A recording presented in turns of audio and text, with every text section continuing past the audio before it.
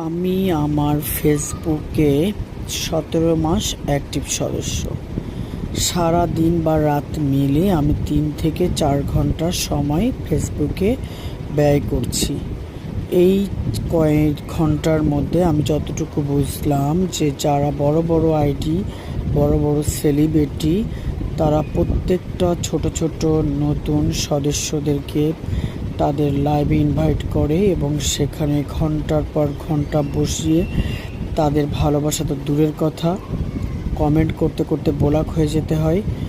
তাই বলবো, বড় বড় আইডির যারা মালিক আছেন বা সেলিব্রিটি আছেন বা সদস্য আছেন, নতুনদের মন মানসিকতা নিয়ে কখনো খেলবেন না। এমন সময় না আসুক যে আপনার চাইতেও বড় আইডির মালিক হয়ে যেতে পারে নতুন সদস্য। আপনিও একদিন কিন্তু নতুন ছিলেন, তাই নতুনদের মন নিয়ে খেলার অধিকার কারো নেই।